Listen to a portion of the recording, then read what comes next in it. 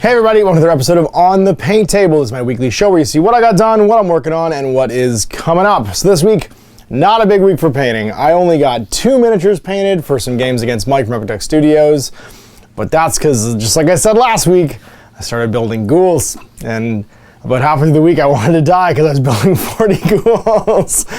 There's nothing wrong with the miniatures, there's nothing wrong with building a huge horde of models, but I have such limited time, and it's so time intensive between making videos, being with the kids, and of course we had a holiday in the middle of the week. We had Canada Day. It was not a prolific painting week, but I have some things that are coming up too, because I kind of quit building ghouls midweek because I might actually not start with the Flesh Eater Courts army. Ryan Quinlan, who you might remember, is the reason why I have a Slaves to Darkness army. He loved the start collecting for it, and he sent it to me like last year. Decided that he really liked my battle report from the Cursed City box set where we played with the Soulblight Gravelords, and so he decided to send me some core choices for my Soulblight army, and that core choices, battle line choices. And I think that might derail this whole project. I'm so torn. Anyway, I got some more airbrushing done on my first unit of Blood Knights, and you'll get to see what else is coming up. So anyway, let's take a look at the 2 miniatures I painted, and then of course what's on the way.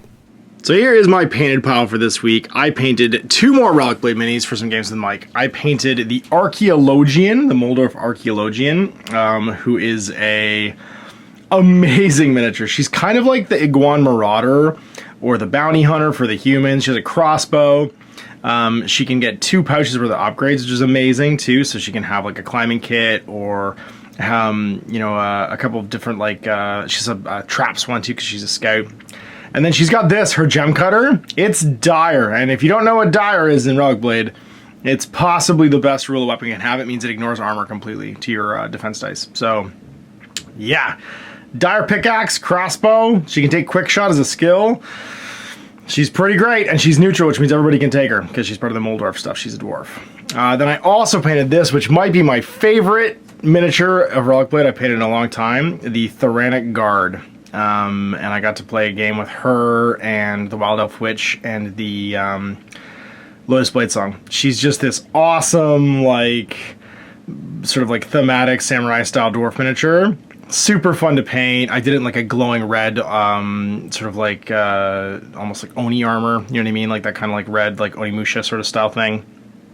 With some nice teal offsets and some white kind of feathers there on the bottom on the legs, and she was a blast to paint. She was super fun to paint, and she's amazing in the game because she's a knight. So she's a neutral knight, anybody can take, and yeah, and she's badass. She cuts stuff up. She has some really good sword attacks. She can provide dodge tokens to other models within 3, and whenever someone uses one, she moves 3 towards them. So even though she's wasting kind of her dice focus dodging, she gets to do free moves afterwards.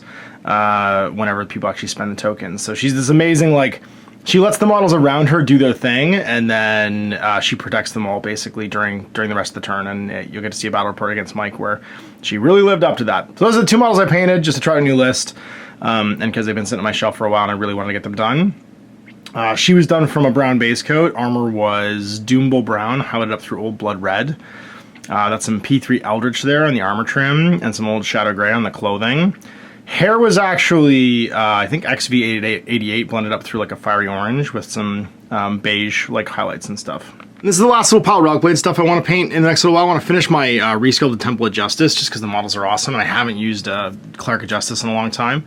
So Dragon Lady, who's awesome, and then also the Thief, who's pretty super sweet. I haven't used her in a while, and she can steal items and stuff too, which is pretty cool. And of course the hammer, the summoned hammer for the knight. And then to start my Wretched Hive collection, I want another Iguan Marauder. If you think Double Knight was oppressive, Double Iguan Marauder might be even more so, because now it's knights with guns and shields, and they're just really good. And then I want to finally finish my Gilblins, because having a wicked team for the Fish Folk is going to be great, and you can see I got some base coats done in there.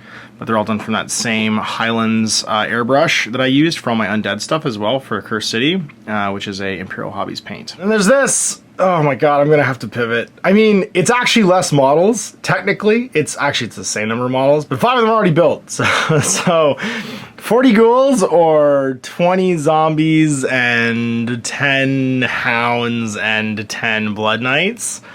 I can make a pretty legit 2,000 point Soulblight Gravelords like Vampire Knight list at this point. Or I could also still keep doing my Radical list using the Curse City stuff. So this is like super generous. Like, thanks so much, Ryan. And means that I can actually do like a legit Gravelords army as well as my Flesh Eater Courts now, and like really pivot into some death stuff, which is great. I mean, my Night Hunts are already painted. I need to add more stuff to them to make them like a full 2,000, you know, like with options list. But I'm excited to play some Death in the new edition. I think they're super neat. The Knights are really cool. You're not as punished anymore for taking min units, obviously, because of the reinforcement rules, which means that these 5 min units of Blood Knights I don't really feel bad about. And yeah, I'm pretty pumped to give these guys a paint. You can see here I started my not doing a red theme. I'm doing a black and like red theme. I'm gonna do like a red bronzy armor.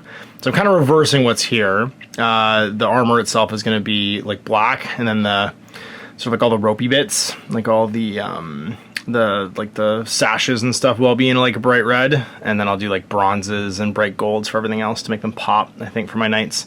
I'm pumped to get some paint on these guys. Mike and I were talking this week about what we wanted to add to next and get to next. We played some Riot Quest, we played some Relic Blade. I think we're gonna come back to Warcaster. It's been a minute. We got 2 more missions at like the basic point size to play through. We haven't done yet, and some new stuff to paint. So I think I might paint my Marcher World starter. I got a few extras for it as well, and the Razorbat, which is the new vehicle. And then I think he's gonna paint up the Zenith because he was painting the Empyrean stuff. And I'll paint some more stuff for my Iron Star Alliance too. And we're gonna get back trying some Warcaster out. So there we go, just 2 models painted this week, a slow week, but I have so many projects I have to build. And building, again, is like the most giant time suck for me. It's why the skirmish games and the metal miniatures are actually way easier.